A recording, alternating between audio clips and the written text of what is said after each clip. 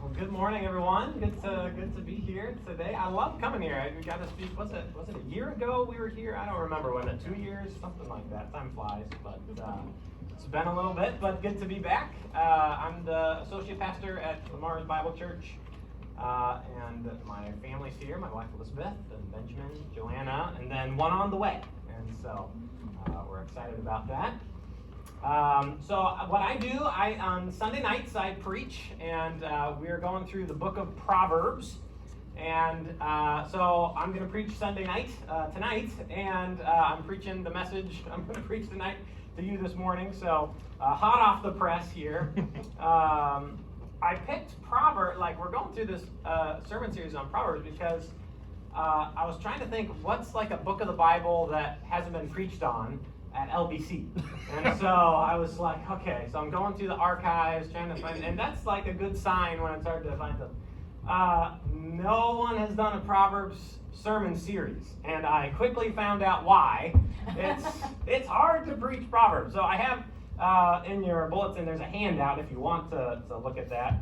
But I have like 10 main points today. Okay, so that's kind of how Proverbs goes. It's like fire hydrant, bunch of short little points, so don't worry, the sermon's not going to be any longer than normal, but that's kind of how Proverbs is, so it's a little bit different. Paul is like, here's 10 verses and one main point, and Proverbs isn't quite like that, but it's so good, it's so full of wisdom for us. And so here's where we're at in the book. In our series, we're almost done with the book. We're in Proverbs 26 today, and there's kind of like this section, chapters 25 to chapter 29, and that's one complete unit. So if you have a Bible, go ahead and turn to actually chapter 25, Proverbs 25, and all throughout the book you find like these little markers that it's like, okay, here's a new section that we're going to be in. And so in chapter 25, verse 1, you find one of these markers, and it's like, okay, this is a new kind of unit of the book, and it says this, 25 verse 1, these also are the Proverbs of Solomon, which the men of Hezekiah, king of Judah, copied. So something that's really interesting about the book of Proverbs, it's a little bit like Psalms. You know, when you read Psalms, it's like, okay, here's a psalm from David, here's a psalm from Moses, and just different people are writing, and then an editor kind of comes and compiles them all and gives you the book. Proverbs is a little bit like that. Mostly written by Solomon, but you also have the words of Agur, and then a chapter from Lemuel, and then later on an editor comes and kind of compiles all these writings. So that's kind of what this is.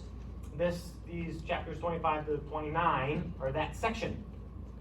These are words that the men of Hezekiah copied and wrote down. So think about this. I didn't have this number in mind when I was starting to study this, but King Hezekiah came a long time after King Solomon, like 250 years after King Solomon. So that was really interesting to me to think about that. That would be like, so they came down and they found Solomon's words and then they wrote them down, and I think the idea is they're kind of publishing them. So imagine someone finding the journals of George Washington and then publishing those today. That's like 250 years after the fact. And it's like, hey, this is really good stuff. People need to hear about this. That's kind of what this is. The men of Hezekiah write down Solomon's words. Hezekiah, just remember something about him. He was a really good king. He had a really evil dad. But he did a lot of reforms. So he's like tearing down idols and restoring worship in the temple. And they hadn't even been doing the Passover. And so he's like, hey, we're going to like back to the basics here.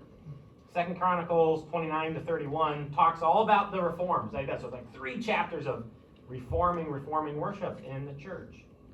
And part of, I think, that's maybe assuming here, but I think kind of what's going on here is that part of these reforms, perhaps, is King Hezekiah's guys are like, this stuff is good. Our people need to hear this wisdom from Solomon. And so his guys are writing this stuff down. And I think, is it kind of interesting, like Hezekiah was he's reforming worship, bringing people back to the Lord. And do we kind of benefit from that a little bit maybe? Like we're reading this stuff, we all have a Bible and it's in our, like his actions have to do with something that's in our house today. So I think that's kind of neat. Second thing just to realize is that just something about the book of Proverbs, and we've been going through this a lot in our series, is that just kind of seeing what it is. So that 250 years after the fact, this stuff was written down, an inspired editor comes along, compiles these writings, and gives us the book as it is today. So it's helpful just to kind of know what Proverbs is. Next thing is that this particular part of Proverbs has a lot of similes. It has a lot of, like, if you turn to chapter 26 and just kind of scan through the chapter, what you find is a lot of words like.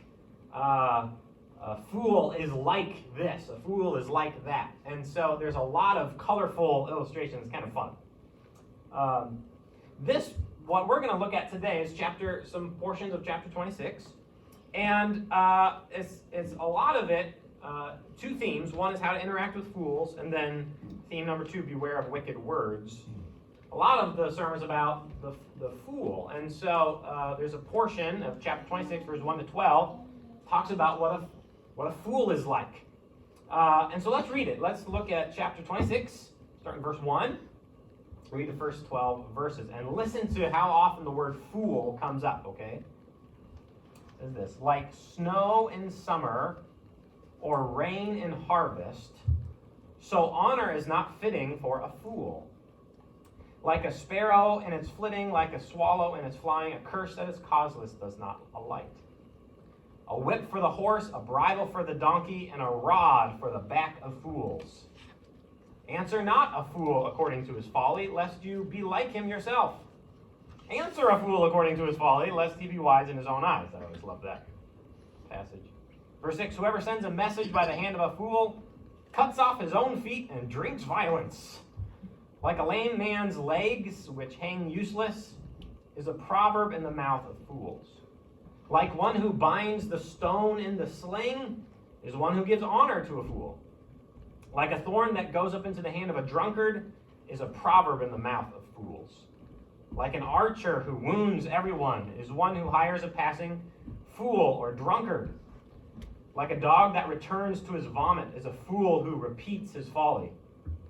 Do you see a man who's wise in his own eyes? There's more hope for a fool than for him. So did you hear? Okay, a lot about fools, and then a lot of really colorful illustrations. What is a fool? This passage has a lot to do with identifying, like, how do I treat someone who is a fool? Maybe I work with someone who's a fool. Maybe I'm related to someone who's a fool. How do I treat a fool? What is a fool? Well, a fool is not someone that has a low IQ. That's not the way to understand it. It's not someone who just hasn't had a lot of education. That's really not what a fool is. You can be really, really intelligent and still do really foolish things. Or you can lack intelligence and you can lack education and yet live a life that's actually very wise. So a fool isn't someone that has anything to do with really your IQ. A fool is someone who's rejected God's perspective on life. I think that's really what a fool is. And in Proverbs, wisdom is living life with God's perspective, accepting God's perspective. A fool is someone who rejects that. Also, we see someone who's not teachable. A fool is someone who you can't depend on them. That's what we're talking about when we're talking about what a fool is. And wouldn't you agree the world is full of fools? The world is full of people who are so foolish. They're not dependable. They're not teachable. They're living their own way. I always think of whenever I go to a funeral, sometimes I hear the Frank Sinatra song, I Did It My Way. Now, nothing against Frank Sinatra, but there's this idea of I'm gonna do my life my way. That's not the way to live your life. We're to live God from God's perspective. So here we go. Seven things to think about with a fool. First thing is this: great harm is done when a fool receives honor. Great harm is done when a fool receives honor. There's two verses that kind of talk about this. Verse 1 and verse 8. Verse 1 says this. I'm going to read verse 1 and 8. Like snow in summer or rain in harvest, so honor is not fitting for a fool. It's not like it doesn't fit when a fool, someone who's rejecting God's way, living their own life, I'm going to do things my way. It's not fitting when they're the ones on the pedestal. And then verse 8, like one who binds the stone in the sling is one who gives honor to a fool. Really colorful illustrations. Do you know what it's like when a fool is honored, is in the place of honor? It's like everything's backwards. It's like getting snow in the summer. But it's worse than just backwards. It's also harmful. It's like rain during the harvest. Now, I'm not a farmer, but I know that like you're always rooting for rain when the crops are growing, but you're not really wanting rain when you're going out and trying to harvest. It's actually harmful when a fool receives honor. And then verse 8 kind of talks about this too. It's like binding a stone in the sling. Today we might say it like this. Giving honor to a fool is like loading a gun, just like putting in ammo. It's asking for trouble when you honor a fool. Why is that such a big deal? Well, it's harmful when you honor a fool because people want to emulate or be like those who are in positions of honor. When you give a fool a platform or a microphone, people start to listen. Isn't it true that just one of the reasons our world is so upside down right now is that so many people who are fools are the ones who are in positions of honor and respect? They're the ones with the platform or the large Twitter following or the large TikTok channel. The people with the influence so often are those who have rejected God's path. And so it does a great deal of harm. It's like putting that stone into the sling and like, here you go, ammo's ready for you. Maybe a good way to evaluate the health of a culture is to ask, who are the role models? And if the role models are fools, you're in trouble. So be careful who you honor. Be careful who you hold in high esteem. If it's someone who's a fool, that's not a good way to do it. There's great harm when fools are honored. Second observation about fools, and this is helpful because how do I interact with a fool? Well, discipline can set a fool on the right path. Listen to verse 3. It says this: a whip for the horse, a bridle for the donkey, and a rod for the back of fools. I love how the Proverbs is like, it's kind of blunt. A rod for the back of fools. A whip prods a horse, it kind of makes it go, it gives motivation, and then like a bridle on a donkey, it makes it go the right direction, kind of guides it. So just like a whip and a bridle give motivation and direction, so discipline or a rod on the back of fools corrects their path. Now, don't go out and go home and say, the pastor says. Okay, I heard someone say something very foolish and I've got my stick ready. Okay, that's not the application here. But if you are in a position of authority over someone who is a fool, I think the wisdom for us here is this: it's not fitting for a fool to just get away with no discipline. Have you ever worked somewhere and the boss refused to discipline someone who was very foolish? Well, what's that do to morale? It starts to tank. During COVID, I was hearing stories of companies that they would not discipline their employees because they were so desperate for workers.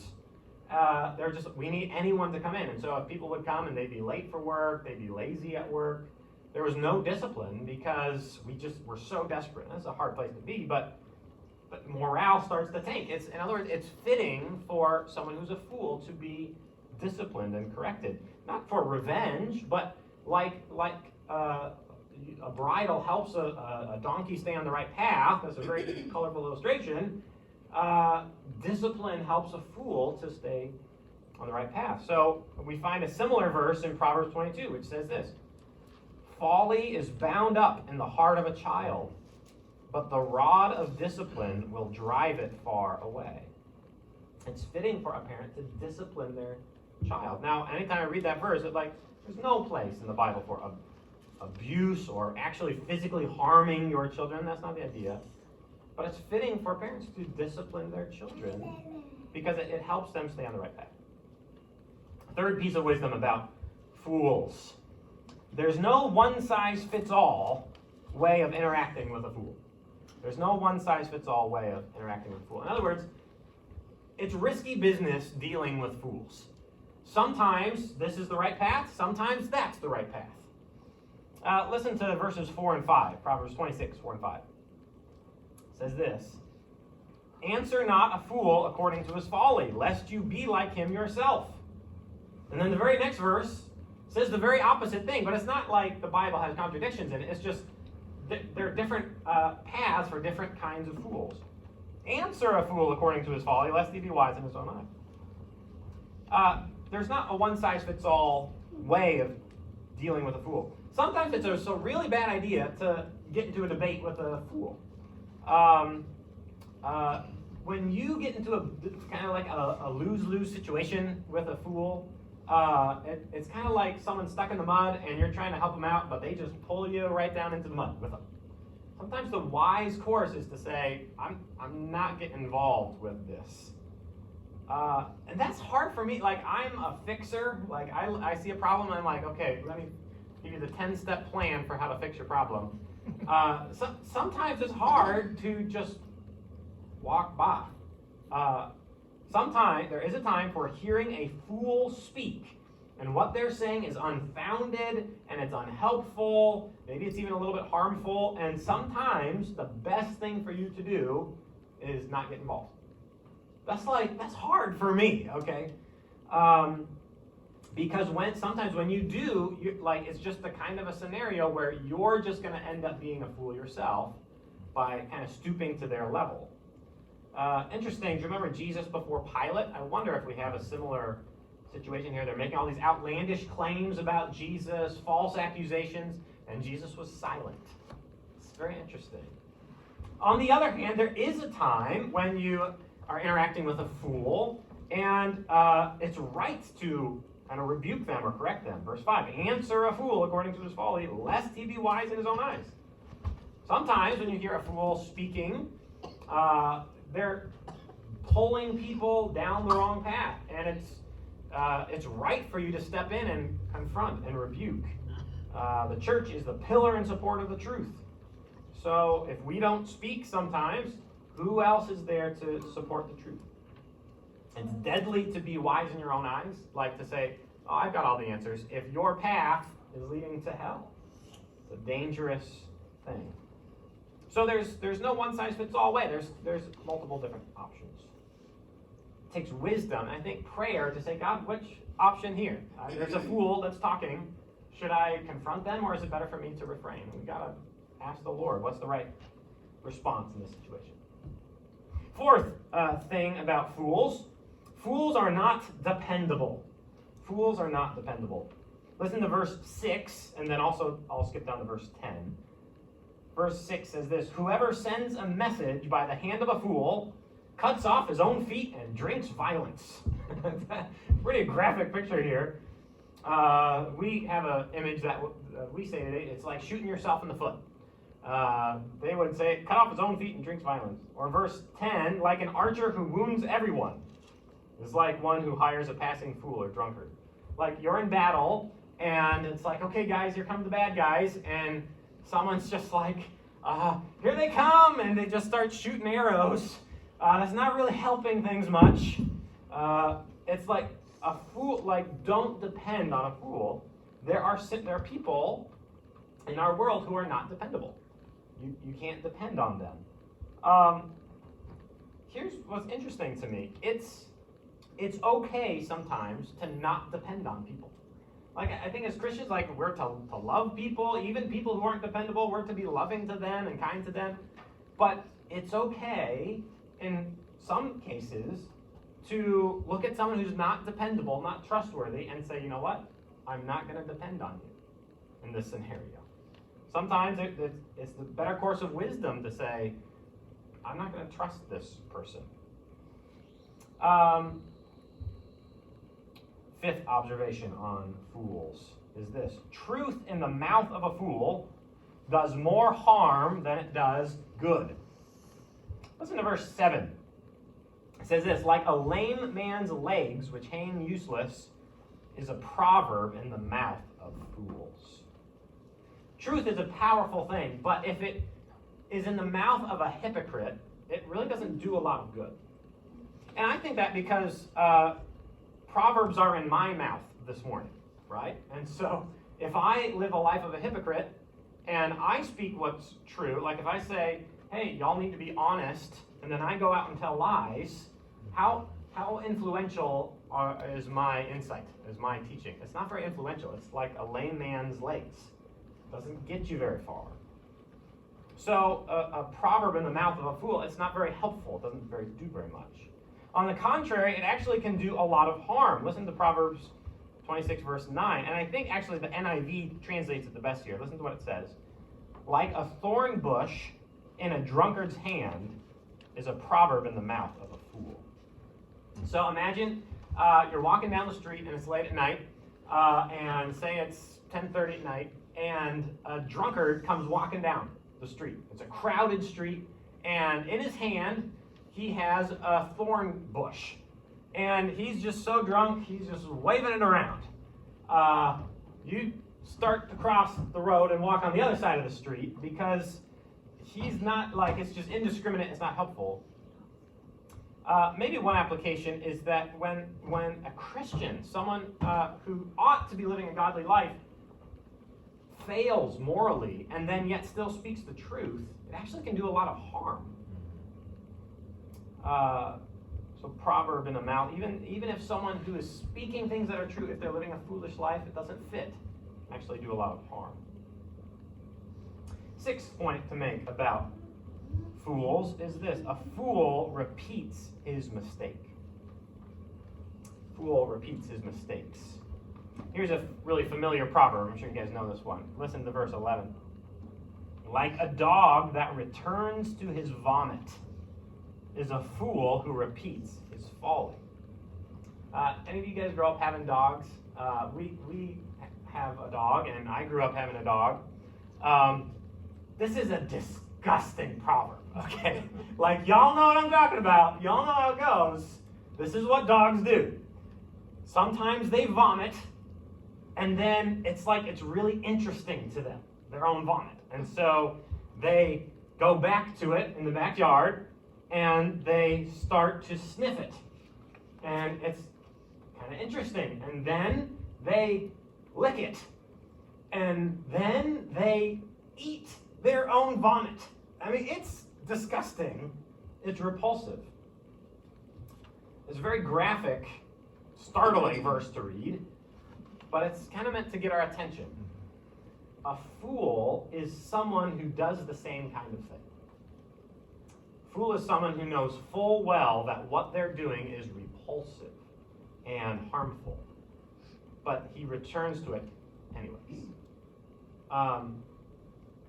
Who among us have never done anything similar to that? Sin can be so deceptive. Isn't it amazing? Satan has a way of taking something that's repulsive and dirty and ugly, and he makes it look to us attractive and beautiful and interesting. The fool is the one who returns again and again and again to his own sin. And here's a blunt question I think I want to ask. Is there any sin in your own life that you keep returning to? Is there any mistake that you keep going back to again and again in your own life? I think this proverb is meant to kind of be a startling wake-up call, like, do you see what you're doing? It's good for us to read this and look into the Word as like a mirror and say, am I doing that in any way? And ask the Lord, am I doing this in any way? Now, I want to say this. By the grace of God, you can say no. You can not go back to your sin like a dog returns to its vomit. You can mature, and God can mature you. And that is so amazing to me. I knew a guy that I had a friendship with, and he was drinking way too much. And it was really harming him. And by the Spirit of God, he said no to sin. He said no to drinking too much, over and over and over again. And slowly, over the course of like a year and a half, he got out of drinking. And it was amazing. Like, this can happen. God's Spirit is strong enough to help you stop going back to the same vomit. that you have been going to. You can't do it by just your own willpower. You need the Holy Spirit. Listen to Romans 8:13. It says, "For if you are living according to the flesh, you must die. But if by the Spirit you are putting to death the deeds of the body, you will live." You can put to death the sinful things you go back to. It's not if you put to death by your own strength. It's if by the Spirit you put to death the deeds of the body, you will live. So this old guy, John Owen, said this: "Be killing sin, or it will be killing you." By God's power, you can do it. And that's amazing. Christians sometimes live like a fool. Sometimes we go back to our own bond, but God can help us. You don't have to live like that.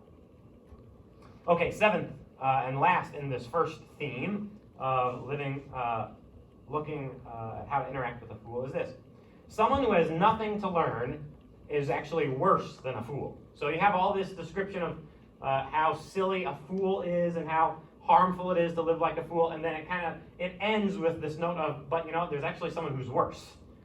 And it's this: essentially someone who has nothing to learn is worse than a fool. Look at verse 12. "Do you see a man who is wise in his own eyes? There is more hope for a fool than for him." What does it mean to be wise in your own eyes? Well, it means to get to a point in your life where you basically feel like you don't have that much more to learn. To basically feel like, I've been a Christian for a long time, and I've basically sat through a lot of sermons, and I kind of know what's going on. I don't really have that much more to learn, and I'm pretty much good. Other people can learn from me, but I don't really have that much more to learn. Christians, we need to be aware of this. It's possible in our efforts to shine the light to a lost world. Like, we do have a corner on the truth. But it's possible to have this idea of, I don't have anything else to learn. That is so harmful. It's so harmful to have that kind of an arrogance. If we live that way, not being teachable, listen to what Proverbs said earlier. "Do not be wise in your own eyes. Fear the Lord and depart from evil." Okay, so we need to be teachable and have wisdom in that sense. Okay, so there's just a lot of instruction about how do I interact with a fool. If I have a friend who is a fool, or someone just in my circle that I live with at work or in my family, this can be a very helpful passage for us to go to. I want to close with a couple words, 3 points about words. So kind of changing gears here. In chapter 26, we find another theme, and there's kind of another paragraph of instruction, of wisdom for us. It's all about words and how they can be harmful in different situations. So turn down to chapter 26, verse 17. I'm going to read through verse 28. Listen to all the different ways it warns about words. Verse 17, "Whoever meddles in a quarrel not his own is like one who takes a passing dog by the ears." Verse 18, "Like a madman who throws firebrands, arrows, and death is the man who deceives his neighbor and says, 'I am only joking.' For lack of wood, the fire goes out, and where there's no whisperer, quarreling ceases. As charcoal to hot embers and wood to fire, so is a quarrelsome man for kindling strife. The words of a whisperer are like delicious morsels. They go down into the inner parts of the body. Like the glaze covering an earthen vessel are fervent lips with an evil heart. Whoever hates disguises himself with his lips and harbors deceit in his heart. When he speaks graciously, believe him not, for there are 7 abominations in his heart. Though his hatred be covered with deception, his wickedness will be exposed in the assembly. Whoever digs a pit will fall into it, and a stone will come back on him who starts it rolling. A lying tongue hates its victim, and a flattering mouth works ruin." Okay, 3 points to understand about this. First, beware of arguments that do not involve you. Beware of arguments that do not involve you.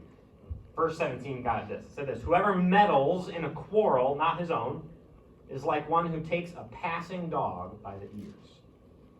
Um, about a couple weeks ago, we were in Minneapolis at a wedding, and Benji and I, my son and I, were walking down the street, remember this, at great-grandma's house, and what came out to us? Do you remember? What?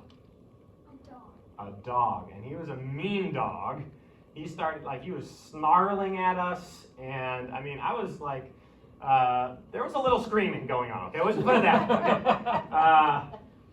And he came right at us. So, we had to, kind of slowly back away. And for about a block, I was pretty nervous for about a block. This image is not that image. That dog had a quarrel with us.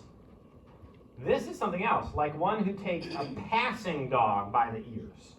This is someone who gets involved in an argument on his own. That dog had an argument with us because we were in his space, he thought.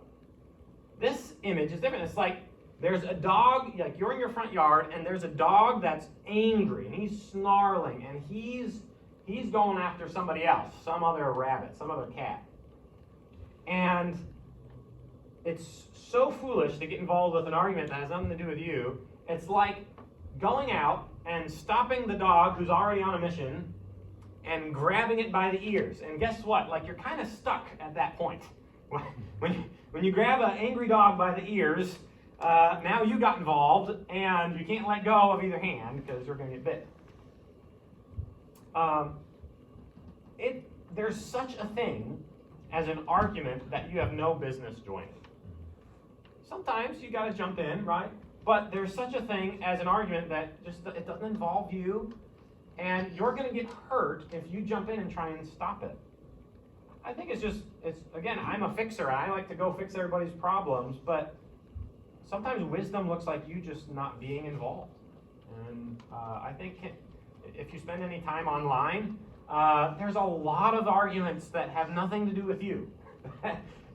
The path of wisdom is just to say, you know what? That's not going to be something I'm going to get involved in, because it can be very harmful to you. So I think there's some wisdom there for us. Second piece of wisdom here is this: beware of slander and gossip. Beware of slander and gossip. 3 verses especially talk about this when it comes to words. Look at verse 20. I'm going to read verses 20, 21, and 22. And listen to all the references to fire and wood, that kind of thing, okay? So listen for that. Verse 20, for lack of wood, the fire goes out. And where there is no whisperer, quarreling ceases. As charcoal to hot embers and wood to fire, so is a quarrelsome man for kindling strife. The words of a whisperer are like delicious morsels. They go down into the inner parts of the body. We find here a warning about a whisperer. What's a whisperer? Well, one of the descriptions is he's a quarrelsome man. He loves a good fight. He loves it when other people fight. And basically it's saying this: a whisperer is someone who's pouring gasoline on the fire. They just love fanning the flame. They talk, and then more and more people start arguing. There's a lot of this kind of person around today. The title of whisperer is interesting. It implies that his words are kind of they're a little secretive, they're a little bit gossip. Hey, did you hear about that? Maybe it's a little bit like slander. He's trying to stir up trouble about other people, and the fact that he's whispering it, if it was honest, maybe he could just say it outright. So he's a whisperer. And this kind of a person is so harmful. So A, don't be like this kind of a person. Don't you be someone who's just stirring up trouble. And B, don't be the kind of person that's influenced by this kind of person. Here's the thing. When this kind of person stops talking, what happens to arguments? Kind of starts to go away. So in a church or in a family or just different communities, if people will have self-control and not whisper and slander, what happens? There's a lot more peace. There's a lot of really good wisdom here. But here's the problem. We so often have a real appetite for this kind of talk. We talk about gossip that's very juicy, right? It's very it's interesting to hear